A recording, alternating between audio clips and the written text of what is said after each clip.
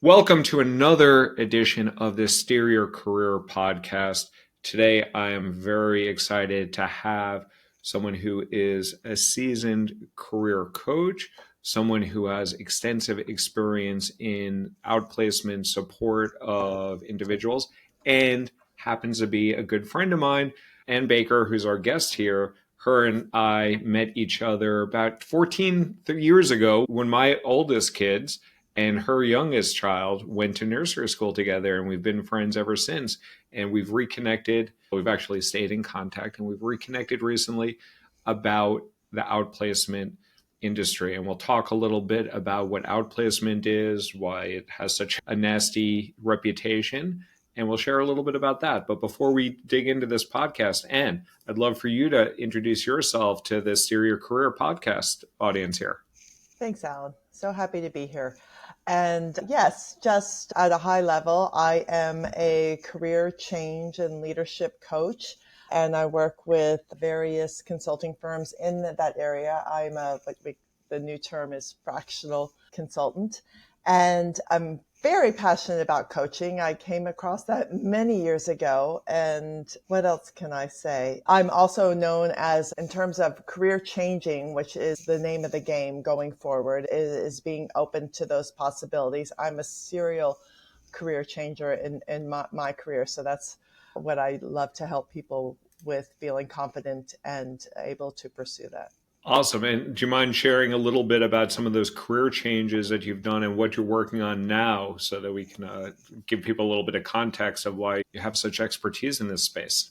Absolutely. So I started my career in management consulting, and through that, my motivating driver, my core value has always been what motivates others, what motivates and engages others in their career. I went into actually working on developing the consultants. I was a consultant and went in to develop the consultants. That was at PriceCoopers Consulting, and that introduced me to the wonderful world of coaching when that first began way back when. I won't even share that time frame with you. Then my last corporate gig before I went into my own business was with IBM, working in executive and leadership consulting. So that's how that leads me to where I am now, where I coach and I also work in facilitation in leadership development.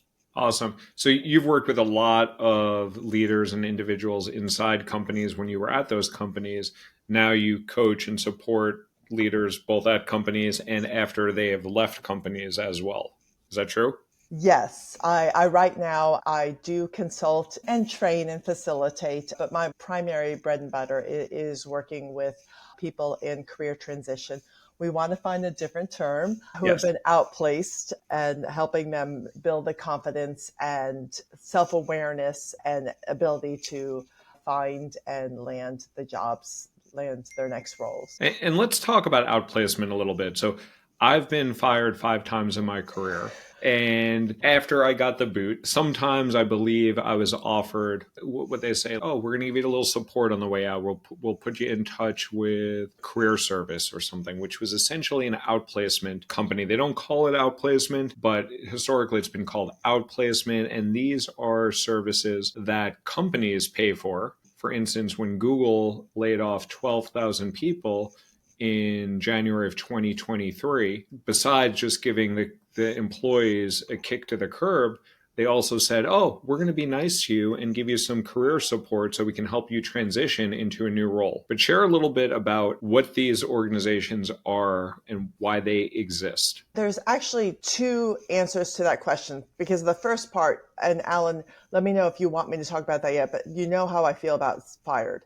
Can I talk about that? Or Yeah, please. talk about the outplacement? I know the term fired is a little provocative to some people, and I know there's like you could call it laid off, you could call it terminated, but please do share your thoughts on this. One of the silver linings of what we've went through in the past 5 years, and the pandemic and the massive layoffs and all of that, is that it's not fired, it's not a scarlet letter, that it is actually a restructuring, and it's not a matter of if, it's a matter of when. This is going to be the name of the game going forward too, as AI comes in and skills are becoming redundant, that we have to accept and be okay with this. And companies are, and your brand is not diminished by being Totally. let go, as long as it's not performance related. And being working with people who have been outplaced, I see many of them understand that, especially those who I work with who are in strategy roles where they're helping the organization restructure. They've restructured themselves out of it and they get it. They said, my role is redundant, and that's okay. And companies are accepting that too. So I think when people are being let go, it is a mindset, but to understand you weren't fired, that just the company is changing, is huge to understand And that. that's a huge important factor. And I use that term a little bit loosely because I've been terminated or let go of so many times. One of them was due to performance, others were due to other things. I'm happy to go into it, but it's really not relevant for this podcast. But usually, outplacement organizations, out services, companies like Lee Hecton Harrison, LHH, or Manpower or Randstad, they Right, come in typically when companies do RIFs or reduction right. in forces, where in the Google situation that I talked about, where they laid off 12,000, and Meta in the year of efficiency back in 2023, they laid off about, I believe, 24% of their staff, and Amazon laid off 18,000 people. Those are what's called reduction in force. And Mm-hmm. if you don't mind sharing a little bit what RIFs are and how that's different than a performance related termination. Right. So a reduction in force, and we are going to be seeing more of that because of AI and skills required in new roles, that these roles are no longer relevant. We can speak to what people need to be doing to continue to be relevant, but if they don't, that is the writing on the wall. Whether it's future proofing or conquering the workforce, your sustainability, you're going to need to think about your skill sets, because what's relevant now is not going to be relevant in a few. So that's what we mean by it. That's why it's not performance related. Yeah.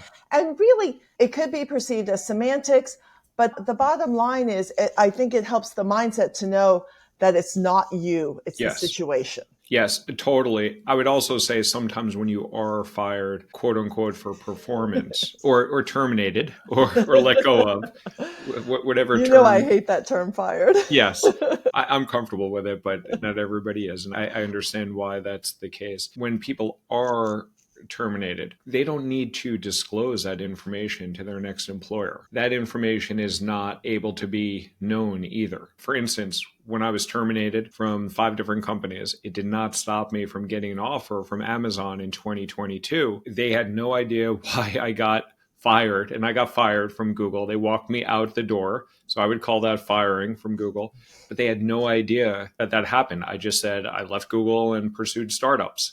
And there's no way that information is not public. And when your hiring company reaches out to your past companies, very rarely will the past company disclose why you left, because it puts them at liability if they share that information. Mhm. Is that correct from your knowledge? Yes, you are your best brand, because absolutely, as long as you can, how you can perform, how you can be the answer to their prayers in the next role, it doesn't matter what baggage you came with. And that is huge to understand that. And it's a confidence thing. It's confidence, it's positioning. I Hmm. made mistakes after I got fired from Google to actually share in early conversations of why I got fired. And I quickly realized that I do not need to share that information. It was relevant to me. People didn't really care. I just had to say I'm no longer at Google and I went to pursue different opportunities at startups. And that was enough. Hmm. And you mentioned AI. AI is going to disrupt the market. I think that there's always been disruptive technologies Hmm. that have caused companies to decide all of a sudden that we have 50,000 employees, we only need 40,000, or we only need 38,000 employees, or whatever. Or there are certain business units that are culled when companies look to cut expenses. And companies do this, companies have been doing this for years. Like I remember at American Express during the 2008 financial crisis, we cut, I believe, about 12% of people. And I was in some of those conversations of which people on your team do you want to, are you okay sacrificing here? So RIFs, reduction in forces, can occur in lots of ways. And Right. it's really difficult. Like, even though from the employee perspective that's dealing with this, it's really tough to take. It's really surprising. Usually these conversations are hush until they announce it to all 10,000 employees or all 8,000 employees.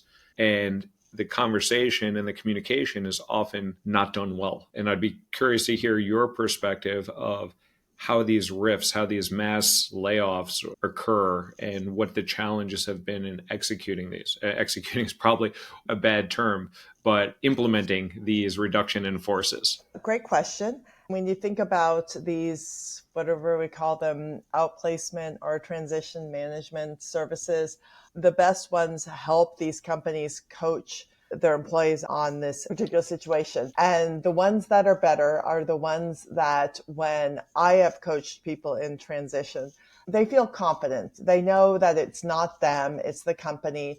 And they might even view it as a blessing because they weren't actually that happy anyway, which is what we see with Gallup. I follow Gallup religiously in terms of because since motivation and engagement are my driving forces, that 50% of the workforce is not happy in their work right now. So many of these people that I've coached and others that I work with have coached viewed it as a blessing to be able to have this paid opportunity to find a new role.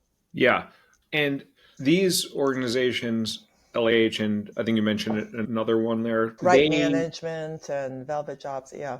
yeah, Velvet Jobs, they basically pitch their services to the company that are undertaking these reduction in forces. So when Google laid off 12,000 or American Express laid off people or any company lays off people, LHH and Velvet Jobs and others, when they pitch their services to these companies before they go through this reduction in force, what are they selling those companies? Why would Google or American Express or Facebook or whatever company is going through layoffs, why would they pay LHH or Velvet Jobs or some of these other outplacement services? What are those outplacement services? And you don't like that either. Yeah, no, we don't like that either. And as we talk about Right. what we're doing at Kadima, we don't call it outplacement. I'll talk about that in a second. But what are they positioning themselves to these companies that have to lay off mass number of people?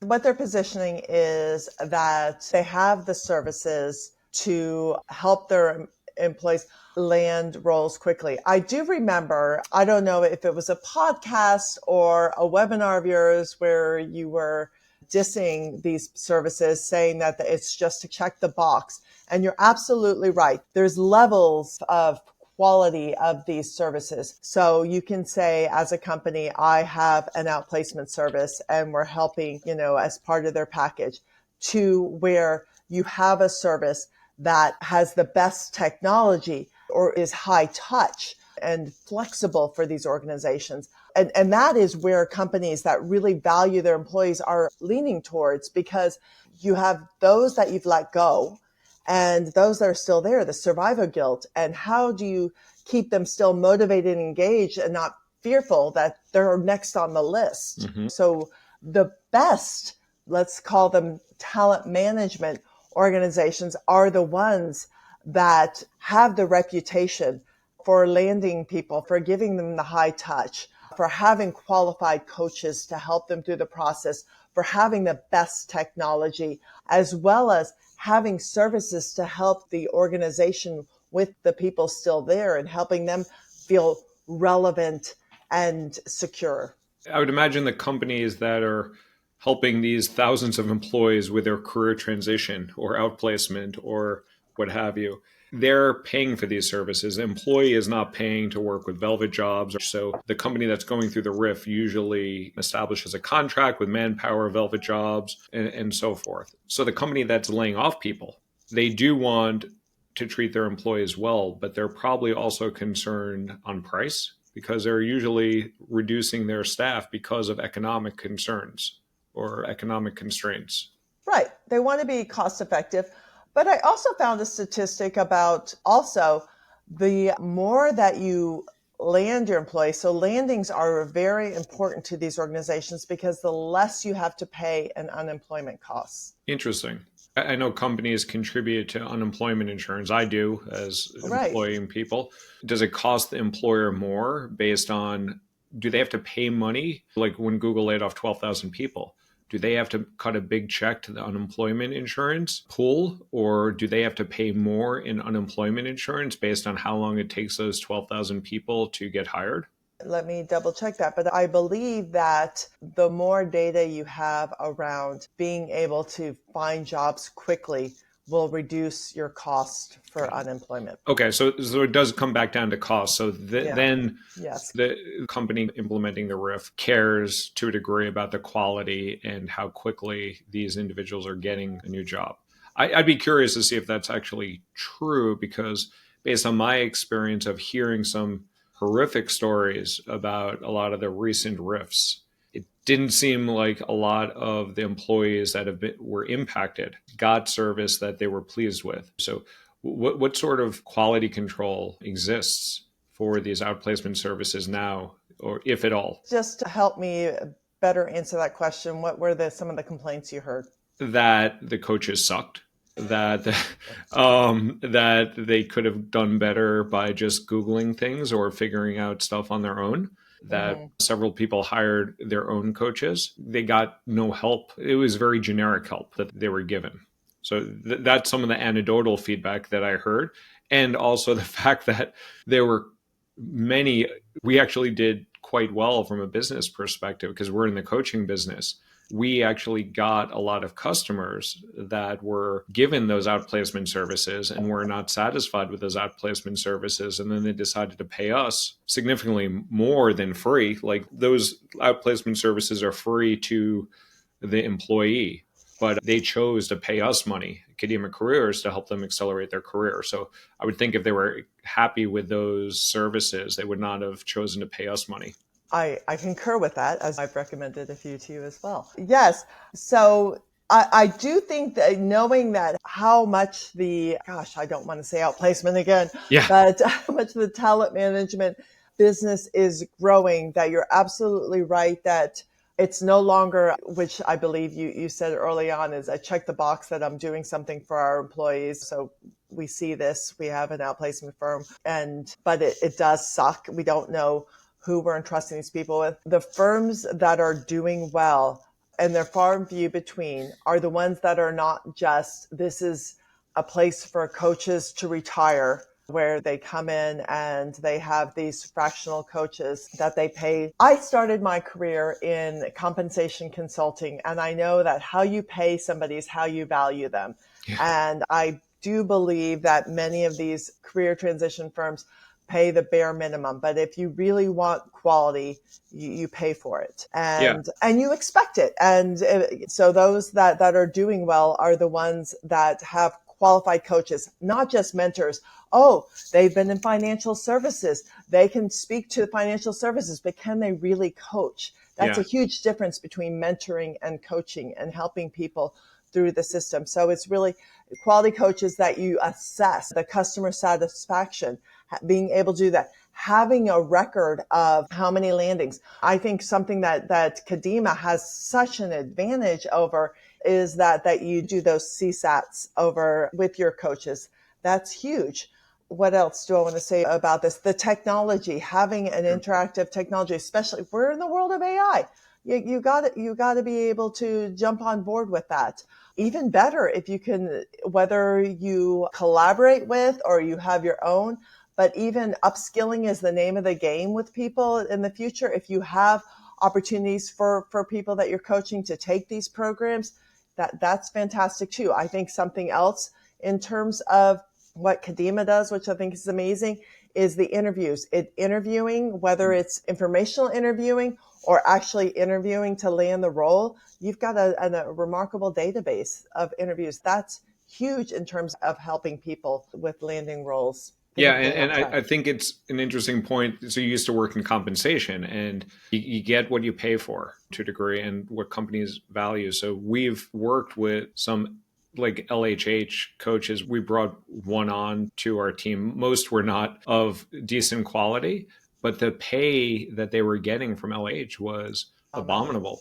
We pay our coaches between and over 4 times as much as LHH does, because well, we value our coaches and we try to hire the best coaches. And yeah, so there's lots of challenges with it. And going back one last thing in terms of why companies actually pay for this outplacement or talent redesign, it's also for litigation mitigation. So Mm-hmm. I've seen this actually on a couple of their websites of, hey, work with us as an outplacement company so that when your companies get terminated or riffed, it will be less likely that your employees will sue you. So we're going to Mm-hmm. give you like a nice gift on the way out. Have you seen that as well as like a value proposition of a CYA, cover your ass It does sort of mitigate thing? that, yes. But I also, even though the cost is a huge factor, I do believe that it is an education with companies when they're considering what firm to work with, that cheaper is not better. And when we talk about value, yes, you can be cost effective, but be wary. Is the talent management company, do they have the technology? Can you demo it with them? Do they have services to help the people in place? What is their record of landings of people? And what is the caliber of coaching? And can they pick their own coach? Because just because a coach is highly qualified doesn't mean it's the best fit for that Yeah. candidate. It could just be like the coach that's available. Yeah. Yeah. Let's transition a little. So you and I started talking about this, and I know you and I like butt heads on terminology. I think we're both aligned, and we really care about the clients that we work with. I'm a little bit more direct with my approach, and I say some things that piss people off and have gotten me fired before. So, but I think But you care. So. I do care. I always have positive intent. It only occasionally comes on through. So I'm working on leading with intent, but that's something for me and my coach to work with. Ironically, I'm a coach who works with a coach. I think everybody should get Oh, coached. absolutely. It's like therapy. You should absolutely. Oh, A I have a therapist, therapist too. the So don't get me therapist, started. no, but the best therapists have a therapist and the best coaches have a coach, me as well. Yeah, no, ABL, always be learning. But you and I started talking about this in coffee shops or concerts in Brooklyn or whatever, about there's a need to improve the services. And even the term outplacement is a nasty term.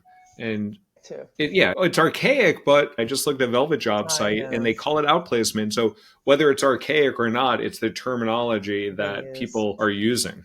And I don't think it's right. And as we think about what we're developing at Kadima, the naming convention of it is very important as well. But you and I were talking about, hey, there's these outplacement services out there that are mediocre, inconsistent, lack of quality control, not doing the best by the employee that has just been impacted by a riff, or even outside of the riffs. A lot of these companies, for one off terminations, they will also provide outplacement services to those people. But what were some of those main gaps that you saw? You and I agreed on what is lacking in the outplacement service now that you think that there's opportunity for us to improve upon. So when looking at the various, because it is, yeah, we talked right about the big market for outplacement in terms of how this market is growing exponentially. Yeah, and I think you have some stats on that. Like, Yes. So, which kind of contradicts with what's going on in the marketplace right now in this kind of silent staying and what you want about the next 4 years. But with the tariffs and reduction in taxes, supposedly it's going to create more job growth. we'll So, see. Well, I'm cautiously optimistic on that, but I don't want to get into. I don't no, want. I do not want to get into politics. no, It's too early I, in the day to I, talk about I'm, that. I'm with you on that. So I just like right before getting onto this podcast. So what is the outplacement? And I'm going to use that because that Yeah, is what LinkedIn also used in this outplacement market. What is the outplacement market? And they said 3 years ago, 2022, that it was valued at 3.2 billion, the outplacement market, which is huge. yeah, What I do see is it's not like there, you don't see one firm that is just outplacement. It's an arm of yeah, theirs. And I think that's better too. I think especially with Kadima, because you have such a successful track record of landing jobs for people of choice in terms of wanting to find a new career rather than force. I think that's motivating for those that have been let go, not by choice. So what they say, it's going to grow 6% annually in terms of by 2030, it's going to be 5.1 billion. And this is revenue to the outplacement companies Yes. because companies that employ people are laying off people. So then they have to pay the outplacement companies. So essentially, what that data is saying is we're going to have more layoffs, not less layoffs, and more Yeah. money invested in helping people find their next role. And I do think also, let's get into the generation workforce. We have more generations in the workforce than we ever had Yeah. before. And we now see that the millennials are going to replace us Xers in the C-suite, and they care more. Yeah. so, so I do see that they will invest in better quality of this. Yeah.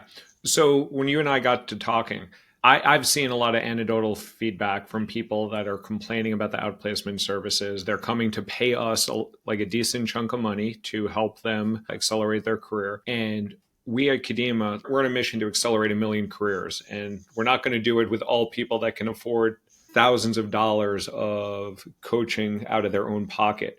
But you and I got to talking about what we've built here at Kadima could help support people that have been impacted by RIFs.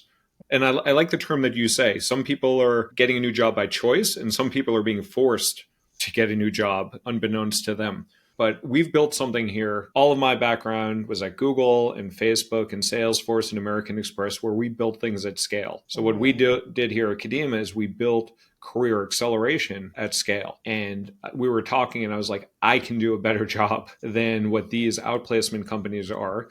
And frankly, I want to call it something differently. And you and I have spitballed on some names for that. That's what we're trying to do. We're actually launching a new program called Career Reacceleration, where we want to help people that have been impacted by RIFs, impacted by having to find a job by force, not by choice. And I'm going to start adopting that. I like that because that's an interesting dynamic because we work with people that are choosing to look for a better job, that have something, and then some people that are forced, that are much more urgent need to get their bills paid, their benefits, and so forth. And I know you've explored our product a little bit. As you've looked at our product, what are some of those aspects or what are some of those areas that you think would benefit someone? And let's start calling it career reacceleration All right. rather than outplacement. I'll try to find myself for every time I say outplacement going forward. But as we try to reaccelerate careers, what do you think people need when they're forced to get another job? So the name of the game right now is there. When you look at these job postings, they're going to continue to decline. It's more about the hidden job market and uncovering these roles. So it's about networking. It's about your visibility, your brand, building your brand. And I do think that's something that is in your wheelhouse, what you help. Granted, most of these talent management outplacement firms are helpful with, but you have this, people have been coming for you, paying the money to be able to do that. So there's that. But what I find particularly interesting with you is I don't see a lot of this customer satisfaction Yeah. that you're able to say, these are our coaches, this is the CSAT that we have for them. That's amazing. I've mentioned before, I think the interviewing, it takes, yeah, we want to get people to the interviewing stage, but then that's not the end of the game. The interviewing, you're still going to be up against 10, 20 people in these interviews. And the fact that you have this database on what works and what doesn't, and that those are real life examples, I think that's very unique. I haven't seen that before. So I think that's amazing. And then and the negotiation, the salary negotiation too. That is very unique and state of the art. So I think that helps people too. It's not, so I think being able to present yourself that not just are we going to help you land, which is what the promotion is of these other firms, we're going to help you land with a better salary. That's huge. Yeah. And thank you for the feedback on that. And I'm an operator by nature. I've managed large customer support, customer success teams where we've had hundreds of people serving our customers at these big companies. So I had to implement QA, quality assurance, quality control. So something that is unique, I think, what we do is we do the CSAT, which is customer satisfaction survey. We actually use a lot of AI techniques. So we record all our calls, we run them through Claude or ChatGPT, actually work with an outsourced provider to understand what our coaches are doing to make sure that we provide a consistent level of support for them. And we hold our coaches accountable. We've actually gotten rid of some coaches in a nice way. But that's the name of the game, and that's huge. Yeah. And we've broken down the process because I am an operator. We've broken down the process of first, how do you get that interview? And you mentioned the thing about the hidden job market. I don't like to call it the hidden job market. And this is like a nomenclature thing about fired versus laid off or things like that. I call it like a prematurely posted role because I think when you have conversations with people, you can create jobs for yourself. You can uncover jobs that have not been posted yet. I don't think they're hidden. I just don't think that they're advertised. And frankly, the jobs that are advertised, if they're available to you or to me, or they're posted on LinkedIn, LinkedIn has 1 billion users.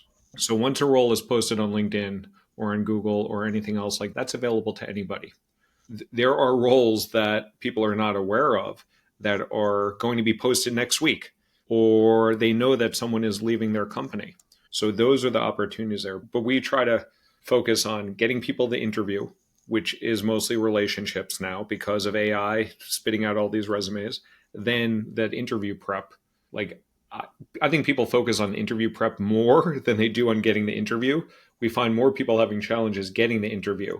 Once you get actually in contact with a human being, your odds are all of a sudden from 1 in 1,000 to 1 in 10. So your odds have improved dramatically.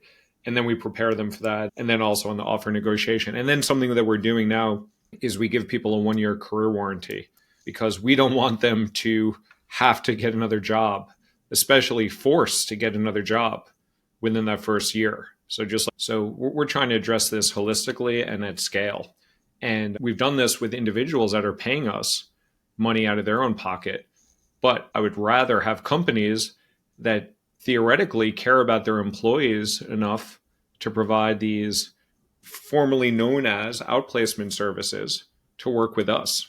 And I'm curious to hear your perspective of working with some of these companies, some of these organizations as they decide who to work with, whether it's LHH or a Velvet Jobs or like a smaller player.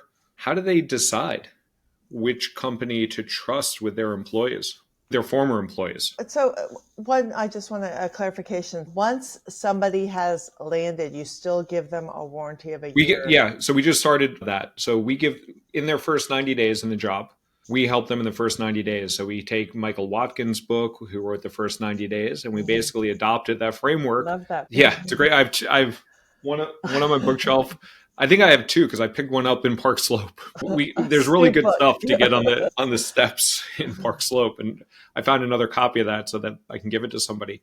But we help them in the first 90 days, and then we support them. We give them a 1-year career warranty because you could have a shitty boss. You could get your offer rescinded, which has happened sometimes. You could go into an organization that all of a sudden performs a RIF. And when companies decide on RIFs, reduction in force, they could decide based on lower performer. They could determine it based on tenure. And if you're a new employee, you're low tenure, so you're going to get hit.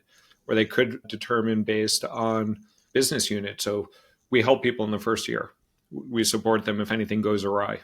These unique things that you're talking about, such as the warranty, such as the CSAT, those are ways to stand out as a talent management or outplacement firm. I think it's a two-way street as well, because I think if you're in that space, you don't want to work with organizations that just want to check the box that they did this, right? Yes, you want to be cost effective, but you also want to be with organizations that have handled this well, or that you can coach them to handle this well. So you don't frankly, I'd work with either as long because we created Kadima to help the employee.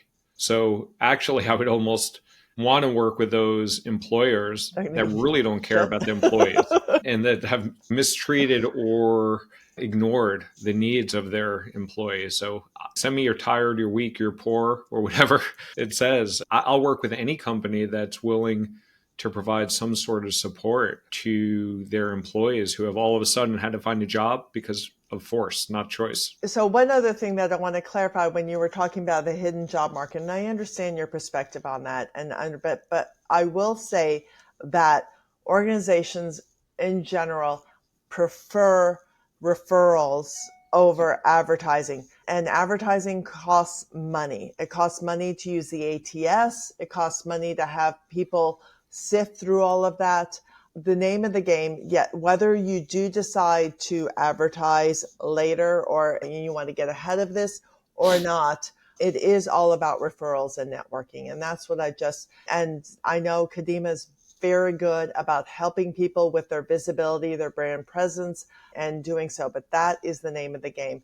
It being one of the things, one of my referrals to you, he said, wow, they take it up a notch. I have to network with, for each job, I have to contact 15 people, but he said it works. Yeah. So it's work, but it works. Yeah, no, it's like going to the gym. If you want abs of steel, like you have to go to the gym. You can't just like sign up for the membership and expect that all of a sudden you're going to get a six pack. And the job openings, I think, like I mentioned before, companies want referrals. So they want people that they know. But it's not to say, oh, I don't know anyone in that organization and this is better than I do. That it just means you have to just build that network. You have to reach out to them and say, hey, I love your company. This is why I love your company. Can we have a talk? And it's easy as that. You can generate 10 contacts in 10 minutes, but people are afraid of that. So helping them do that, because the job market has changed exponentially in the past few years and people don't understand that, and being able to coach them on that. So you've given me good advice like over our coffee chats and conversations because we are going into the career reacceleration space, and we call it career reacceleration because it's leaving one job and ideally moving ahead, reaccelerating your career. You might have to take a stepping stone job in an interim step to get benefits or to get some paycheck to pay for your bills and all that, but it's really about reaccelerating your career. I know you were impressed with our CSAT, our quality control, and our processes. What other advice do you have for me and Kadima Careers as we're entering this space to help support? We're trying to help the employees. That's who we are focused on. But what advice do you have for us in terms of positioning ourselves to the employer? Because the employer is the one making the decision Right. for the displaced employee. Before we get to the employer, I just want the employee. One of the things that I am so fascinated and excited about, and I have been this way for a couple of years, this whole finding your new job, pivoting your career, changing industries, it is more in our control than ever before. Mm-hmm. As long as you can demonstrate, whether it's through your stories, whether it's through your brand visibility, what have you, it is so much easier than it has been in the past. And I feel like it's not something like, oh, I don't see any jobs advertised, then that means there's nobody hiring and doomsday. No, it is in your control. So one thing, and I know Kadima does a great job of that, is really helping people feel empowered that they can take charge of this. Yeah, and careers are changing and evolving. And the pivot, I'm on my seventh career pivot. And that's where actually our program advice really comes into play, because you were talking about having those conversations, building those relationships. Every single one of my pivots, when it was like from venture capital to baseball or from marketing to tech, all of that occurred through building relationships, having conversations. I didn't always know the people beforehand, but if you expect someone to hire you for what you want to do and not what you've done before, it starts with those relationships so that somebody takes a chance on you and trusts that you can evolve. So someone the other day just asked me, how do I become a prompt engineer? Prompt engineering didn't even exist 2 years ago before ChatGPT was launched. That's a brand new role that exists. And this content writer, which by the way is a great skill set to have to position themselves into prompt engineering, someone that's a content marketer that had to communicate with audiences can now communicate with an AI to prompt it properly to get the results that this woman wanted. Cool. Back to what you were saying, Yeah. though, we were asking, like, how can Kadima Yeah. accelerate? And I do believe being able to understand future market trends and capitalize on that. I do think that some of these established outplacement, talent management, whatever you call them, are stuck in their processes on how they help people land roles. And they do work, but being able to capitalize on what's going on in the marketplace and being nimble with that is going to help you exponentially. And I do think that you have that experience because that's what you've been doing with people by choice versus by force. Okay. Yeah. Here's my last question before we wrap up. You're a certified coach. You've coached a lot of people. You've coached people that have been impacted. When you speak to those clients, those former employees, as they're looking to land, what are their needs that might be different than other people that are looking to accelerate their career? For the most part, it does run the gamut from people that are bitter, that felt like it was something else. And it is a mindset. We've talked about mindset with transition coaching. But I do feel when working with the people that I've been working with that have been in transition, that as long as you can help them, the things that you think are very common sense about building your brand, about networking, especially some of our older generations, networking is not something that they're comfortable with doing, but helping them with that, helping them with the networking. What I love about, as we mentioned before, with the negotiations, because they automatically jump to how can I negotiate a better role, a better paying role, or how do I even do that? That I run a salary negotiation webinar, and that's the first thing they talk about. And I'm like, have you had an interview yet? I want to get you to the interviewing stage, to get you to the negotiation stage, helping them alleviate all this angst that they have, that they know that it is in their control. I talked about at the very beginning that it's not a scarlet letter, and they will find the right role if they have the right mentality, and that it is in their power. They just have to have the clarity about what they want, the self-awareness about what they want, and be the persistence of pursuing it and the confidence. Yeah, and that's our favorite phrase. The three words that we say most often is own your career, Mm-hmm. because no one else is going to care as much about your career. No outplacement service, even career reacceleration, our program, which will help you empower people to get a better job. If you don't take control of the things that you can control and influence the things that you can influence, there's a lot of stuff out there that we just frankly can't control and can't influence, but there's a lot that you can. There is a lot. And for the things that you choose to take control of, the things that you choose to make decisions on, there's so many good jobs out there. There's so many good opportunities. There's actually a diverse amount of different companies and organizations and side hustles and freelance gigs and fractional things that are available now more than ever. Now more than ever is the name of the game. You're right. There's so many more opportunities in your control right now. Yeah, cool. But less than ever, though, they're not coming to your lap.